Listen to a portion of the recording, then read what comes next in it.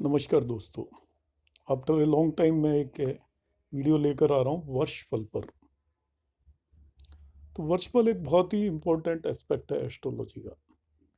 जब भी कोई नेटिव अपने रीसेंट फ्यूचर के लिए आपसे कोई जानकारी चाहता है, आने वाले एक साल के लिए जानकारी चाहता है, तो हमें उसका वर्षफल चार्ट ही कास्ट करना चाहिए और उसकी दशा और अंतर्दशाओं के बेसिस पर हमें बताना चाहिए कि उसका आने वाला साल कैसा जाएगा। तो उसके लिए जो सबसे इम्पोर्टेंट होता है कि हम उसका सबसे पहले वर्चुअल चार्ट कास्ट करें, और उससे रिलेटेड वीडियो मैं ऑलरेडी अपलोड कर चुका हूं। तो आप देख सकते हैं मेरी वीडियोस की लाइब्रेरी के अंदर आपको वर्चुअल चार्ट मिल जाएगा। आज जो मैंने टॉपिक सेलेक्ट किया है वो मुंथा से रिलेटेड टॉपिक सेलेक्ट किया है, क्योंकि एनुअल एस्ट्रोलॉजी में या एक वर्ष के फल को बताने में मुंता का बहुत ही इम्पोर्टेंट रोल होता है कि आपकी उस पर्टिकुलर ईयर के अंदर मुंता किस हाउस के अंदर है। इस बात पर डिपेंड करेगा कि उसके कैसे रिजल्ट आने वाले हैं और उसका साल कैसे जाने वाला है। तो हालांकि मुंथा पे भी रिलेटेड मैं वीडियो ऑलरेडी एक अपलोड कर चुका हूँ, पर मैं आज का टॉपिक पूरी तरह मुंथा पर फोकस करूंगा। तो मैं फिर से मुंथा निकालना आपको बता देता हूँ। तो मुंथा कैलकुलेट करने का तरीका क्या होता है कि हमारा जब भी जिस भी ईयर में बर्थ होता है, जिस भी ईयर में बर्थ होता है, हमारी जो मुंथा उस time at the time of birth उसी हाउस के अंदर होती है, लग्न के अंदर होती है। सपोज किसी की लग्न पाइसेस है तो in the year of birth उसकी मुंथा पाइसेस साइन में होगी, मगर नेक्स्ट ईयर वो नेक्स्ट साइन में चली जाएगी। हर साल मुंथा नेक्स्ट साइन में चली जाती है। कोई पर्सन यदि 1 ईयर का होगा तो उसकी लग्न से नेक्स्ट मीन सेकंड हाउस के अंदर मुंथा शिफ्ट हो जाएगी। 2 साल का होगा तो थर्ड हाउस में शिफ्ट हो जाएगी, और इस तरीके से मुंथा लगातार शिफ्ट होती रहती है। तो ये आपकी आप मूवेबल लग्न भी बोल सकते हो। एवरी ईयर के बाद मुंथा की पोजीशन बदल जाती है।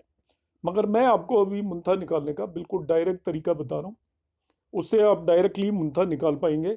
आपको डायरेक्टली पता चल जाएगा कि किस साइन के अंदर मुंथा आने वाली है। तो इसका बहुत सिंपल वे है कि आप असेंडेंट लीजिए नेटिव का, और असेंडेंट में उसके कंप्लीटेड ईयर्स कितने साल का हो चुका है। कंप्लीटेड ईयर याद रखना है। कंप्लीटेड ईयर निकालने का तरीका होता है जिस भी ईयर का आप उसका वर्सफल चार्ट बनाना चाह रहे हो।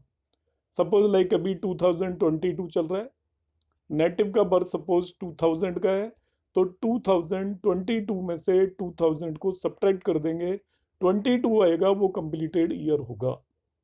तो फर्स्ट कंसेप्ट आपके माइंड में बिठा लीजिए, व्हाट इज कंप्लीटेड ईयर, कि वो नेटिव कितने साल का हो चुका है, कितने साल पास हो चुके हैं। तो उसका तरीका ये होता है कि जो भी करंट ईयर चल रहा है आपका, 2022 चल रहा है, अभी 23 शुरू हो गया, नेटिव का बर्थ सपोज 2000 का है, तो करंट ईयर में से आप उसका ईयर ऑफ बर्थ को सब्ट्रैक्ट कर देंगे। जितने ईयर का कंप्लीटेड ईयर्स का वो नेटिव हो चुका है, जैसे हम किसी की एज बताते हैं तो वो कहेगा मैं 22 ईयर का हो गया हूँ, तो वो 22 ईयर आपको लेना है। This is called completed year. उसको असेंडेंट में ऐड कर दीजिए। असेंडेंट में ऐड किया, इसके बाद आप उसको 12 से डिवाइड करेंगे। जो भी रिमाइंडर आएगा that will be the sign off the month. Suppose मैं एग्जांपल ले लेता हूँ, एक नेटिव 22 ईयर का हुआ, पाइसेस लग्न थी उसकी, तो 22 में मैंने 12 ऐड किया, इट इज 34। 34 को 12 से डिवाइड कर दीजिए, 10 आपका रिमाइंडर आएगा। इसका मतलब उसकी मुंता कैप्रिकॉन साइन के अंदर होगी। This the very simple way. One more example ले लेता हूँ। सपोज नेटिव की कंप्लीटेड ईयर 32 ईयर्स हो गए, और उसकी सपोज हम कंसिडर कर लेते हैं स्कॉर्पियो साइन या वृश्चिक लग्न है, तो 32 ईयर का नेटिव हो चुका है, वृश्चिक लग्न है उसकी बर्थ चार्ट में, तो 32 में आप 8 ऐड कर दीजिए वृश्चिक लग्न का, 40, उसको 12 से डिवाइड कर दीजिए, रिमाइंडर विल बी 4। तो उसकी मुंता कैंसर साइन के अंदर होगी। तो उसके चार्ट में, वर्सफल चार्ट में जहां भी कैंसर साइन होगा, वर्सफल चार्ट की बात कर रहा हूं, तो कैंसर साइन के अंदर मुंथा होगी। तो ये मुंथा निकालने का तरीका है। अब इससे रिलेटेड एक दूसरी बात जो सबसे इंपॉर्टेंट है, कि आपको पता चल गया कि मुंथा इस नेटिव की किस हाउस के अंदर आ रही है, पहले तो साइन पता चलेगा और बर्थफल चार्ट के अंदर वो साइन किस हाउस में है वो हम देख लेंगे। तो यदि मुंता 1, 2, 3 एंड 5th हाउस के अंदर हो, 1, 2, 3 एंड 5th हाउस के अंदर मुंता हो, तो नेटिव को उस ईयर के अंदर विद द एफर्ट वो कोशिश करेगा तो अच्छे फल मिलेंगे। 1, 2, 3 एंड 5th हाउस के अंदर उसके प्रयासों से, ट्राई से, एफर्ट से अच्छे फल मिलने वाले हैं।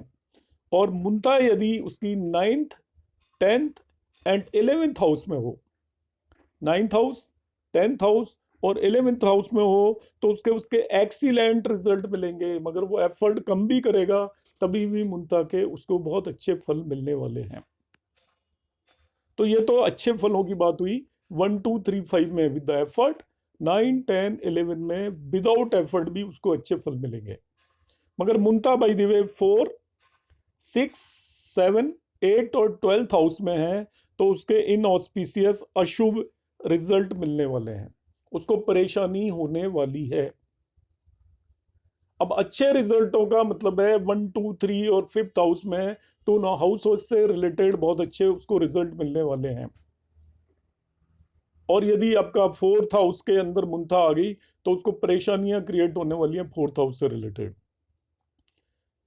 हमें क्या करना है, जब भी प्रेडिक्शन देनी है, केवल मुंता की पोजीशन ही नहीं देखनी है, मुंतेस जो मुंता जिस साइन में उसके लॉर्ड को भी चेक करना है। सपोज मुंता आपकी कैंसर साइन के अंदर आ रही है, जिस भी हाउस के अंदर कैंसर है, अब आप मून को भी देखेंगे, उसके लॉर्ड को, उसका लॉर्ड किस हाउस में, इस बात पे भी डिपेंड करेगा कि आपको कैसे रिजल्ट मिलने वाले हैं। ओवरऑल इन दोनों का कॉम्बिनेशन होगा, placement of Muntha and also Muntha Lord.